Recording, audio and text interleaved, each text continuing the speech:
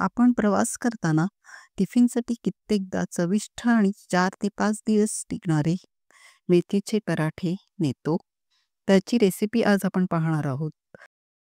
नमस्कार, मी वर्षा. बीएम्स किचनमध्ये तुमचं स्वागत आहे. चला तर वळूयात कृतीकडे. त्यासाठी सर्वात आधी मेथीची एक मोठी जोडी निवडून घेऊयात. त्यासाठी शेंड्याकडचा कोवळा भाग आणि देठाची पाने पाने तोडून घेतली आणि मग 2 ते 3 वेळा स्वच्छ धुवून निथळायला ठेवली. इकडे एका प्लेटमध्ये 1 इंच आलं किसून घेतले आणि 4 ते 5 लसूण पाकळ्या ठेचून घेतल्या. मग 2 हिरव्या मिरच्या बारीक चिरून ठेचून घेतल्या. इकडे धुवून ठेवलेली आणि निथळलेली मेथी घेऊन अगदी बारीक चिरून घेतली. आता एका ताटात अर्धा चमचा चवीपुरेसे मीठ घेऊन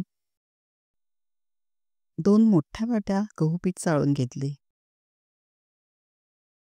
आणि मग त्यात घालण्यासाठी एका प्लेटमध्ये 1 चमचा लाल मिरची पावडर, 1 चमचा धणे पावडर, अर्धा चमचा जिरे पावडर आणि अर्धा चमचा हळद व अर्धा चमचा पांढरे तीळ व चिमूटभर हिंग एकत्र करून पिठात घातले.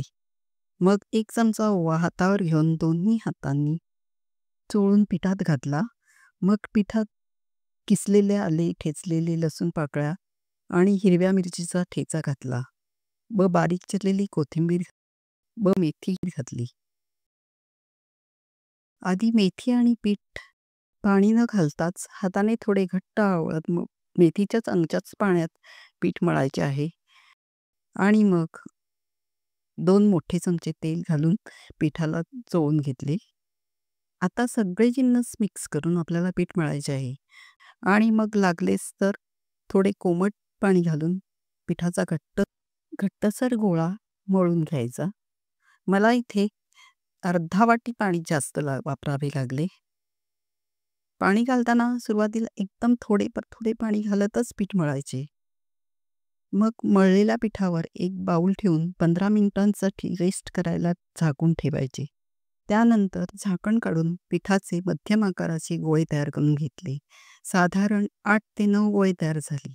इकडे गॅसवर तवा तापत ठेवला आणि मग पोळपाटावर त्यातला एक गोळा थोडे सुके पीठ लावून घेतला आणि एकदम चपातीसारखं पातळ लाटून घेतला. पराठा एकदम पातळसरच लाटायचा. लाटून झाल्यावर पराठा तव्यावर सोडून खालून शेकून घेतला आणि मग बाजूने थोडेसे तेल सोडून पलित्याने उलटून दुसऱ्या बाजूनेही खरपूस भाजून घेतला. तुम्ही पाहिजे तर इथे तेलाऐवजी तुपही वापरू शकता. अशा प्रकारे पौष्टिक आणि थंडीसाठी उपयुक्त असे पराठे बनवून तयार आहेत. तुम्हाला जर अशाच प्रकारच्या रेसिपीज पाहिजे असतील तर या प्लेलिस्टवर क्लिक करून चॅनलला नक्की लाईक आणि सबस्क्राईब करून सपोर्ट करा.